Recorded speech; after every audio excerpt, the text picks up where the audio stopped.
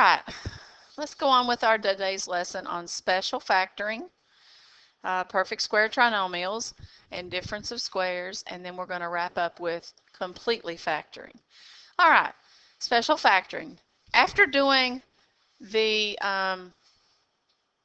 last problems where you had a number in front of x squared and there was trial and error, these are going to seem, I think, a lot easier. One thing about these is they have squares. They have perfect squares in them, okay? The first one we're going to do, the special factors, always involves perfect squares. Notice that in the front you have x squared. Well, that breaks down into x times x. 100 is also a perfect square because if you look up here on the second row, look up in the front of Miss Jessup's room, you see the perfect squares. The second row tells you all the numbers that are perfect squares. 1, 4, 9, 16, 25, 36, 49, 64, I guess 81, 100. They're all up there. So you need to remember those perfect squares, especially the first 15. 100 is 10 times 10. So this will factor into two sets of parentheses, and the two sets of parentheses are going to be almost the same thing. Notice that we have no middle term. And the reason you don't have a middle term is because you're going to end up with a positive middle and a negative middle, and they're going to cancel. So x and x. Notice that one factor x goes in the first, the other factor x goes in front of the other. So it's first in the parenthesis, first in the parenthesis. The next one would be 100. If you break down 100, it breaks down into 10 times 10. 10 in the parenthesis, 10 last in the second parenthesis. Now we just said we need to have no middle term. So I need positive and negative. Now if you check this, remember, check the inners. That's a positive 10 in x, that's positive 10x. The outers is 10 times negative x. That's negative 10x. When you add a positive 10 and a negative 10, you get 0 x's. That's why there's no middle term. So these parentheses are going to be almost the same thing. But one has to be positive and one has to be negative, but the numbers are exactly the same. All right, let's try the same thing. I'm going to check to see if it's a difference of two squares. Now, I didn't mention, but let me go back and show. This is considered a difference of two squares. Why is it called a difference? Well, a difference is a subtraction problem in math.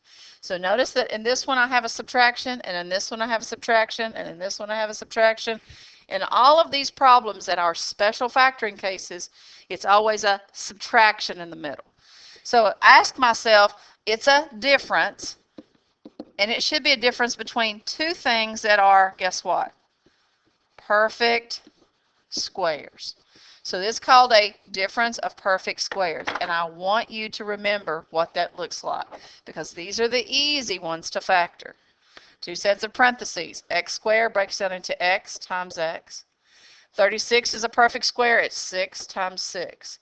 So it's going to be x and x. Again, x goes first in the parentheses. The other x goes first in the second parenthesis. 6 goes second in the parenthesis and second in the parenthesis. And I need one positive and one negative. Remember, they're going to be almost the same thing. And that's my answer. It doesn't matter which parentheses positive and which parentheses negative, as long as one of your parentheses says plus and one says minus. Okay, this one is a difference. And if I look closely, are these perfect squares? Is 4 a perfect square? Yes. It's 2 times 2, and because there's an x, I need 2x times 2x. Okay? What about 81? Is that a square? Yes. That's 9 times 9. So whatever comes first, that's what I put first in the parentheses. Whatever comes second, that's what goes second in the parentheses. So you got to always do it that way. So 2x times 2x. And in the last of the parentheses would be 9 and 9. And because there's no middle term, I need one to be positive and one to be negative. I hope you remember these from Math 1. Now, we're going to pause for just a second. I'm going to pause for just a second, for a few seconds. You can press the pause key And you're going to try example 4 and example 5 all by yourself.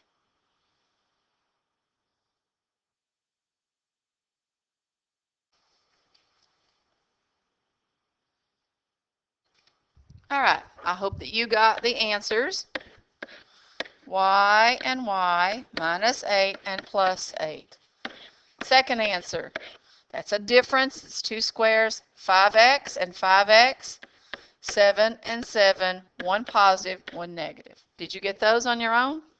I hope you did. Again, these are the easy factoring problems, much, much easier than the ones we did just the lesson before. All right, let's move on. Perfect square trinomials. Again, we're going to be working with problems that are perfect squares. But notice that this one has a middle term. This one has 12x in the middle. This one has negative 20x in the middle. So these are not going to be the ones that have a positive and a negative middle term. These are going to have a middle term. So I'm going to have to look at these just a little bit different. Notice that this is a perfect square in the front. How would you factor x squared? Hopefully x times x. This is a perfect square in the back. How would you factor 36? Hopefully 6 times 6. This time, though, they won't be almost the same. I'm going to factor it to x and x. Now let's remember our x puzzle. 36 goes on top. 12 would go on bottom. I'm going to multiply two things to give me 36. That's going to add to be 12. Hopefully you think of 6 times 6 being 36. These two give you the top number. 6 plus 6 gives you 12. So it's going to have to be positive and positive because I have to add to be a positive 12. So this is plus 6 plus 6.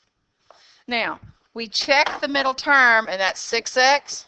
And that's also 6x, and that adds to be 12x. This time we do have a middle term. And what do you notice about the parentheses? The parentheses this time aren't almost the same. The parentheses this time are exactly the same. So if they're exactly the same, there is another way to write the answer. You could say that there's x plus 6 parentheses twice, or x plus 6 parentheses with a second power. There are two parentheses exactly the same. So these are exactly the same parentheses. Okay. Let's look at the next one. I have a perfect square in the front. I have a perfect square in the back. I hope you see that. Okay. We're going to try our squares first. I believe that factors into x and x. How would we break down 100? 10 times 10. And I think the last term is positive, so I think we're going to add to get the middle. I need it to be a 10 and a 10. The middle term wins the sign. So instead of being positive 10 and positive 10, it's going to have to be negative 10 and negative 10. Again, the two parentheses turn out to be what? Exactly the same. So what's another way to write it? 1 parenthesis x minus 10 squared. So put your exponent up there. This is probably the way that you'll see it on a test. That really tells us that we have two parentheses exactly the same. Okay. Now, I notice that I have a middle term. I also notice that this is a perfect square, and at the back I also have a perfect square. So let's just see if we can use our squares and see if the middle term works out. We still have to check with, guess what? Inners and what? Outers. That's how we check to see if we get the middle term right. So we're going to break down 4x squared. What multiplies to give 4x squared if it's the same thing times the same thing? 2x. 2x. Good. How would you break down 25? Well, 5 times 5. So I'm going to put 5 last and 5 last in each parenthesis. Now, this is going to give me, when I multiply the inners, I get 10 times x. When I multiply the outers, I also get 10 times x. But I need it to add to be a negative 20. So I need a negative 10 and a negative 10 to make negative 20. So I have to have a negative and a negative. Again, the two parentheses turn out to be what? exactly the same. So 2x minus 5, close parentheses, squared. Right, see if you can get better at doing this one. Let's go to 2 parentheses. Again, square, perfect square in the front, perfect square in the back. You just have to recognize that sometimes you have those perfect squares that work out really nice. 5x and 5x. 6 and 6. Now, if I check the middle, 6 times 5 is 30 with an x. 5x times 6 is 30 with an x. Negative and negative is negative 60 with an x. So I need a minus and a minus. The 2 parentheses are exactly the same. So I can rewrite it as 5x minus 6, close parenthesis, squared. Okay. Now, you have 2 for you to try.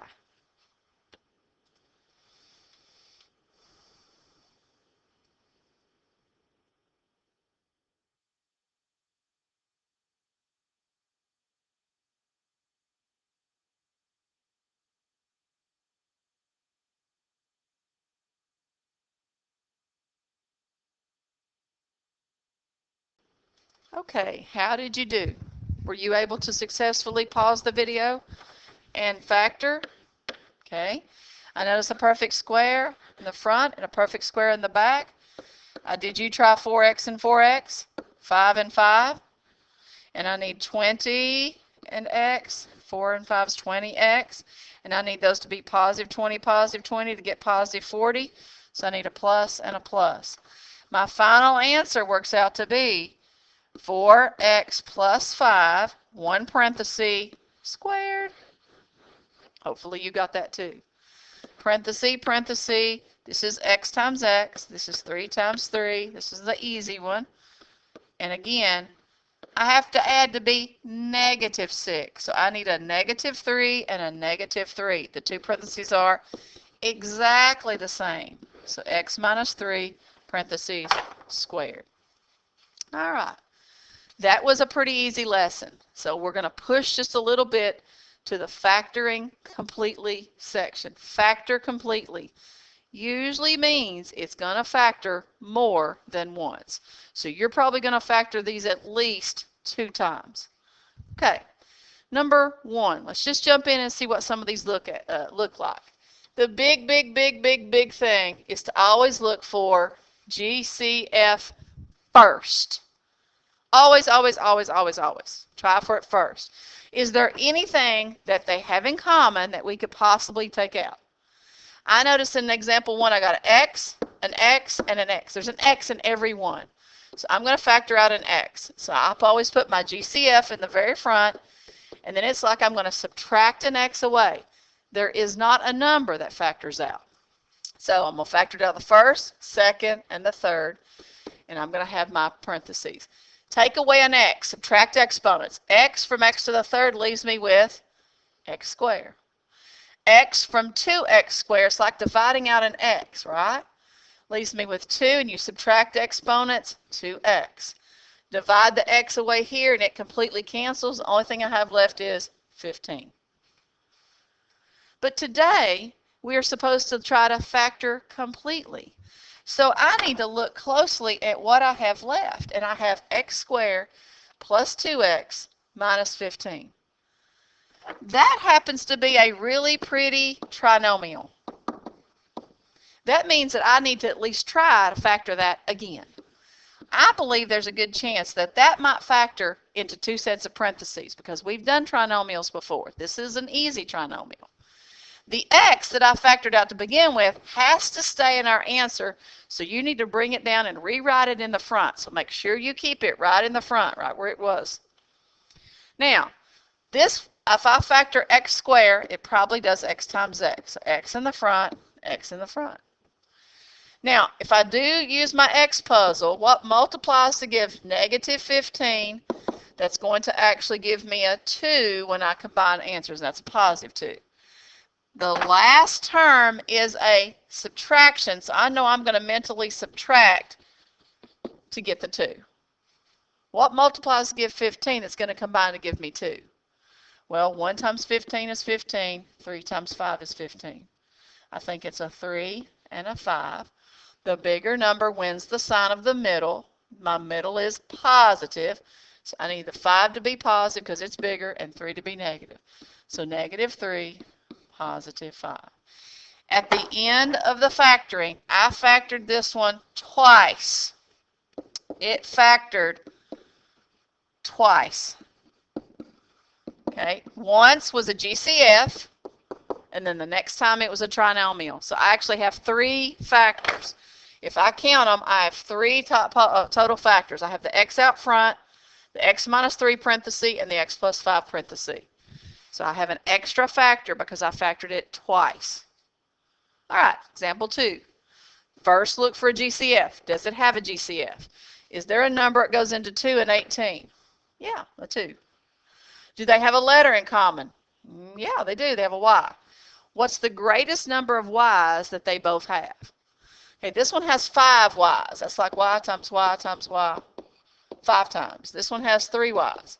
What's the greatest number of Y's I can take away from both? I think I can take 3 away. So I'm going to take 3 away from both. So it'd be Y to the 3rd. So my greatest common factor out front should be 2y to the 3rd. Now I'm going to divide that away from the first one, and I'm going to divide that away from the second one. So I'll have 2 things left in parentheses. The sign will stay the same. Now, divide the bigs. Remember ds, ds. Divide the bigs. Subtract the littles. 2 divides into 2 one time. Subtract y to the 3rd from y to the 5th. Subtract little exponents. Y to the 2nd. 18 divides by 2 9 times.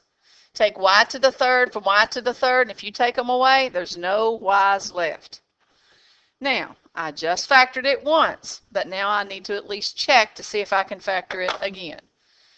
Let's take a look at what we have in parentheses. Y squared minus 9. Does that look like anything I might can factor? Well, it only has 2 terms. And we did factor earlier in the lesson, special factors, differences of 2 terms were the squares. Oh, that might be a difference of 2 squares. Sure enough, it has a subtraction, so it's a difference. This is a perfect square, and in the back, 9 is a perfect square. I think I can factor this one again. So I'm going to try factoring this parenthesis part into 2 more parentheses. Guess what we do with 2y to the 3rd? Do we forget it? No. We're going to have to carry that down in front of our next answer. That can't be left out. It has to be there. So I'm going to break this down into y times y. And 9 breaks down into 3 times 3. There is no middle term. Remember, the only way you cannot get a middle term is you have to have a positive and a negative.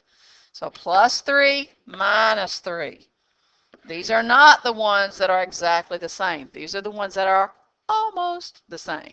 So again, this one ended up being factored how many times? It was ended up factoring twice. Factored twice. Okay, let's look at example 3. Okay, example 3. Greatest common factor. Does there anything that I can factor out? Well, that has a C, this has a C, that one has a C. So I'm going to factor out C, and that looks like 1 is the most I can take away from all of them. So take away a C from the first. Let's like divide out the C, divide out a C, divide out a C. You're going to divide it out of 3 terms, so you're going to have 3 things left in parentheses. I like to build the frame first. Subtract exponents. C to the 1st from C to the 3rd would leave you a C to the 2nd. That's C to the 2nd. 1C from C to the 2nd, divide out C to the 1st, subtract exponents. The 9 didn't change. 1C is left. Here, the C on top and bottom completely cancels, and all I'm left with is 18. Now, there's nothing else I can do with the C. That's finished. But what about the trinomial? What about the part in parentheses? We're going to check to see, can this be factored again? Remember, if you can, you need to factor the trinomials, or you need to factor the difference of squares. You need to look to try to factor everything twice at least. This C cannot be forgotten, so I must carry it down in front of my next answer.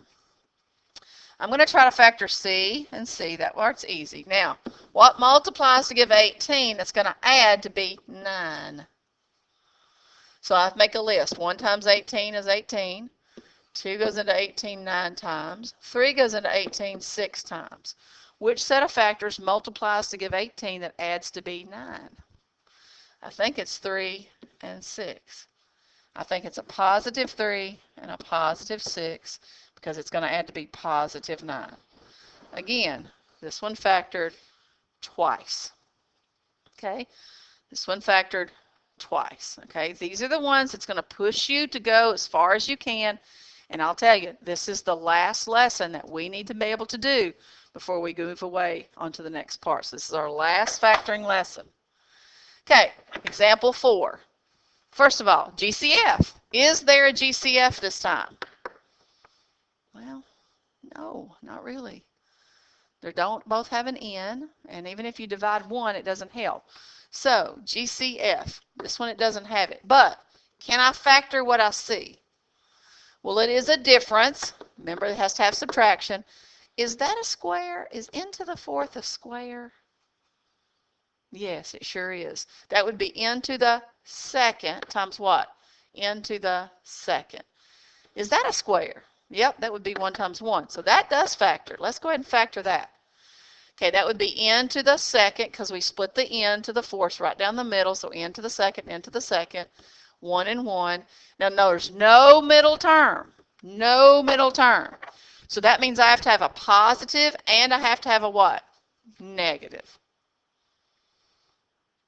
Now, because this is factoring completely, I need to at least check. Can I factor either parenthesis again? Can I? Well, let's look.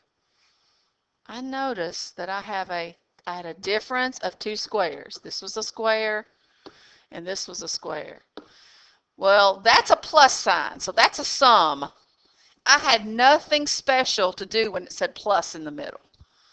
This one cannot be factored again. So the first parenthesis can't do anything else with it because it says plus in the middle. But the last one is a difference. So this one I might can go again. Is it a difference of squares? So you got to ask yourself, is the first one a square? I think so. N times n is n squared. Is 1 a square? Yep, 1 times 1. So I do have a difference of squares in the second parenthesis. So I'm going to try to take this parenthesis and I'm going to break it down into 2 other parentheses. Does everybody understand what we're doing? We factored it once and we got this answer.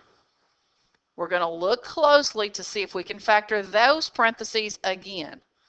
The first one had a plus. Cannot factor that one. It doesn't mean, though, I can forget it. So I need to bring this parenthesis down and just keep it in front of my next answer. Okay? So it's still there. I didn't lose it. But this one, I can. It's a difference. So I'm really just focused on this part right here now. N, one n comes to the front, and the other n goes to the second. That's 1 and 1. And again, has no middle term.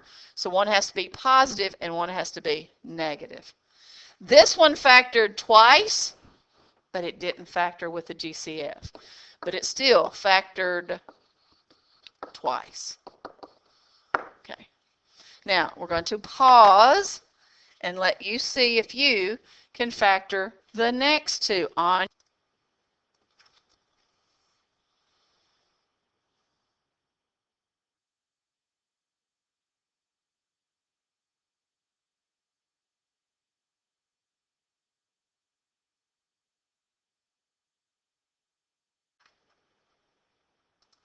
All right, pausing is over. Were you able to factor example 5 and 6? If not, press the pause key and keep trying. And then come back when you think you might have the answer. That way you can push yourself and you're challenging yourself to be able to do these on your own. All right, we always at least check for GCF, and this one does have a greatest common factor. 2 will go into 2 and 32, so we're going to bring 2. X, there would take out the most x's. So I'm going to take out x to the 3rd. and I factor it into one set of parentheses, but I'm going to factor it out of the first, and I'm actually going to factor or divide it out of the second, so I'll have 2 parts in parentheses. All right, when I factor, the 2 cancels to 1. Subtracting exponents, I'm left with x to the 4th. 2 goes into 32 16 times.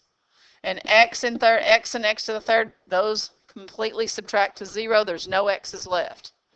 Now, the first one, can't do anything with it. Can you factor the second one again? I believe you can. That one is a subtraction. It's a difference. It's a difference. Now, is it a difference of squares? Is the x to the 4th a square? Yes. It's x to the 2nd times x to the 2nd. That's how you would split up x to the 4th. What about 16? 4 and 4. And again, you cannot forget your first factor, so bring it down and keep it in front of your parentheses. Now, how do I not, remember there's no middle term. If there's no middle term, the only way you can do that is to have a positive middle and a negative middle so that they cancel out and add to 0. Now, I got to really, really pay attention here because now I might have a chance to factor again. Well, this one has a plus sign. So this one is a sum, and I had nothing special I could do with sums. So there's nothing I can do with the first parenthesis. But what about the second parenthesis? Take a close look at that. Can that be factored again? Sure can. That's a difference again. Remember the subtractions are called differences? That's a square. That's x and x. 4 is a square too. It becomes 2 times 2. There's no middle term, so it has to be plus and minus. Now, I factored the last parenthesis. I couldn't factor the first parenthesis, so I just have to recopy it. The plus 4, I can't factor anything. The plus keeps me from factoring the first one. And I got to bring this down again. This one actually has 4 different factors. This was one that factored 3 times. That's a lot. We don't always see factors that go that many times. But I'm hoping that you're getting better at finding your differences of squares. Differences of squares is very important. Okay, last one was a little bit of a challenge too. Let's see how you did. There is no GCF. There's no letter or number they have in common. And you got to ask yourself, can you break this apart? I hope that you thought of n squared times n squared. So let's go ahead, because that's what my middle has is n squared. N to the 2nd times n to the 2nd. Okay, what multiplies to give 28 that's going to subtract to be 3? Subtract to be 3, because that's what this says. I'm going to subtract to get the middle. So think of your factors. See, 1 times 28, 2 times 14 is 28, 3 doesn't go, 4 times 7, bingo, 4 and 7. Bigger number wins the sign. The sign of the middle is positive 3, so my 7 needs to be positive, and my 4 needs to be negative. Okay, no GCF. But that turns out to be the factors. Now, but we are factoring completely. There's a good chance one of these parentheses probably factors again. Can you tell which one should factor again? It's going to be the second one, isn't it? Did you recognize the difference? Did you recognize that that's a difference between two things that are what? Squares. That's a plus, which means that's a sum. And 7 is not a square. So there's nothing to do with the first parenthesis except recopy it. But I can factor this down into 2 parentheses. How would you break down n squared? That is a perfect square. N times n. How do you break down 4? 2 times 2. There is no middle term, so these can't be exactly the same. They're almost the same. One has to be positive and one has to be negative. That would be the completely factored version of that. This is the end of our factoring lesson. If there's any part of this video where you thought I might have went too fast, I tried not to go too fast, but you can always re-watch it, or even rewind it and watch a part of it. All right, good luck.